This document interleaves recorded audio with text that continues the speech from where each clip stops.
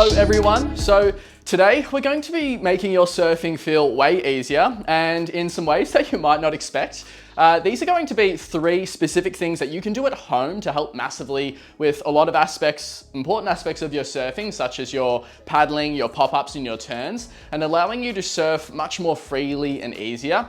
And especially if you're someone who does feel like their body's starting to let them down a little bit in the water, or for those people who are feeling like they're getting into a lot of pain or discomfort or fatigue when they're out in the water, which is impairing these other aspects of your surfing. And if you are new here, my name's Considine, and I'm a professional longboarder, a surf coach, and a physiotherapist who specializes in helping surfers. And I created a platform called longboardsessions.com to help surfers experience the absolute best of their surfing.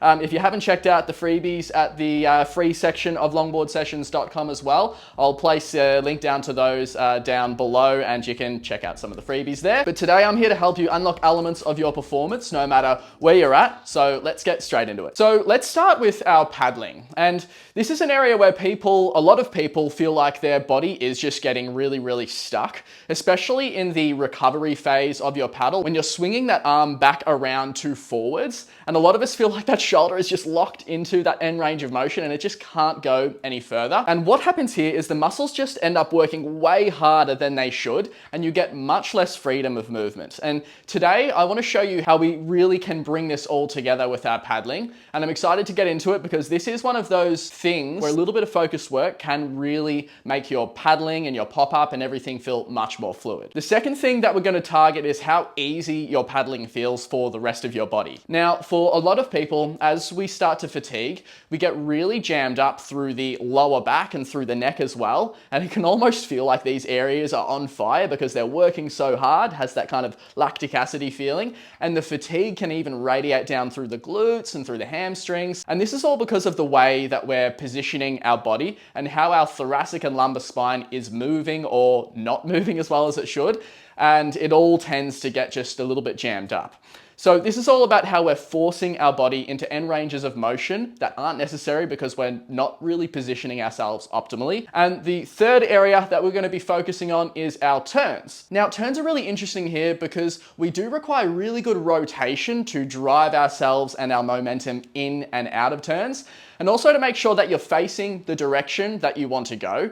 And there's a really important coaching principle here that feeds into this, which is where we need to be looking where we're going, but not where we are. And if our bodies are limited, particularly in those rotational capabilities, then it can drastically limit how effective our turns are. Now, the solution that ties all of these 3 components together, our paddling, our turning, and reducing our fatigue overall, is going to be our thoracic function.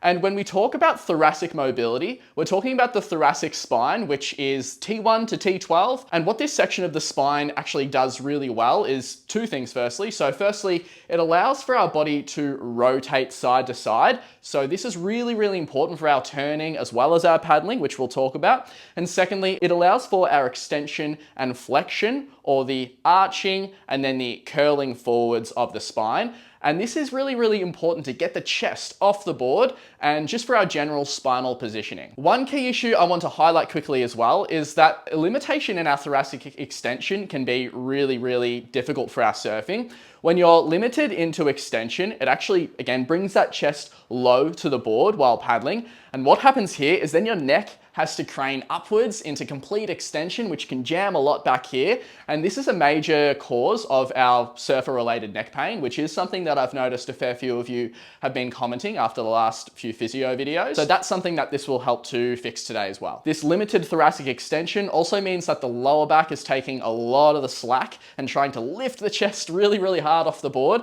which can fatigue the body really quickly too. For the purpose of today's video, we are going to be focused more on joint mobility. So we're aiming to free up your thoracic spine to move better, which will directly improve your paddling mechanics and turning capabilities. So the first exercise I want to talk you through is our Scarecrow Rotations. This is one of my favorite drills for improving thoracic rotation. Side-to-side rotation is something that often locks up our paddling because as we paddle, especially hard for long periods, we need this side-to-side movement to offload the posterior shoulder muscles like the rotator cuff and the posterior deltoids, and to reduce stress on the neck as well.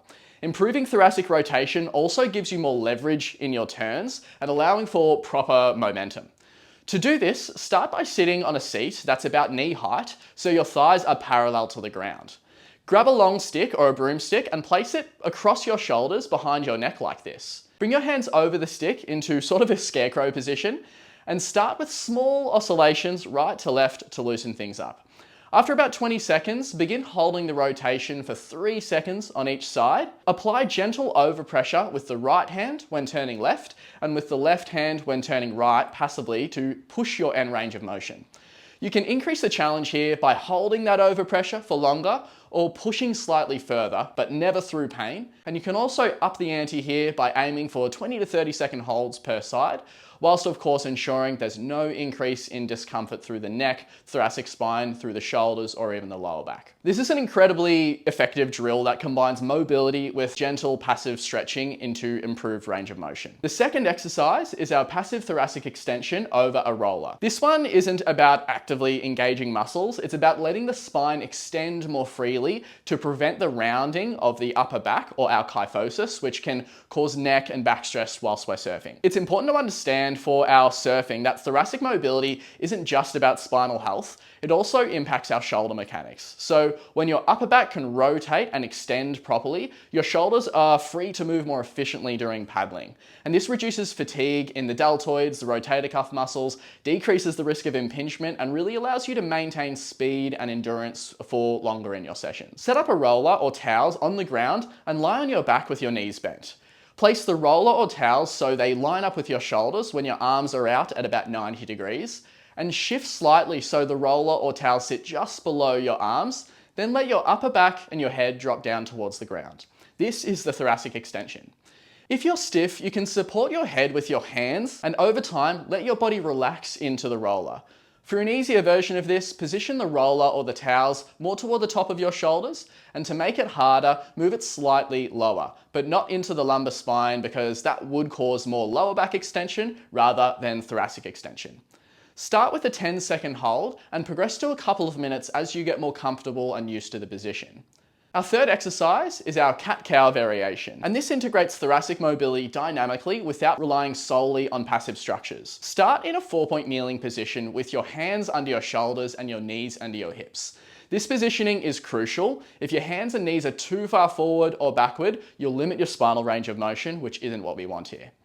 Move into an angry cat position by pushing your chest far away from the floor and tucking your tailbone underneath by pressing the glutes or the hips forwards and aiming to create a nice flexion through your thoracic, lumbar, and cervical spine.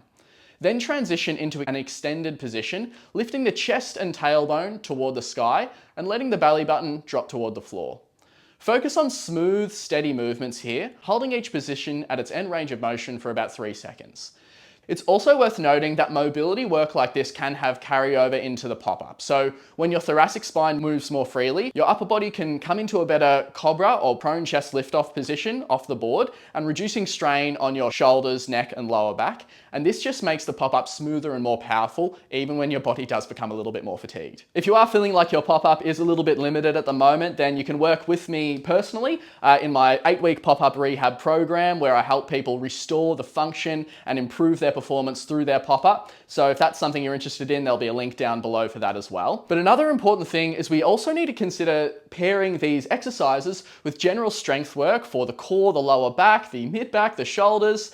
Mobility and strength do go hand in hand, and improved thoracic mobility without the adequate strength may allow movement but won't support it against loads of paddling and popping up, and therefore the increased fatigue can still play a big part. So likewise, strength without mobility isn't our gold standard either, so both are really, really important. Now, I hope you found this useful. If you did have any questions, then feel free to leave those down in the comments below. Always up for more new suggestions and what you'd like to see also. And up on the screen here somewhere, there should be a video coming up, if I've done my job here correctly, where it's going to help you understand the movement and the ebb and flow of the wave better so you can improve your surfing performance. We'll catch you on the next one.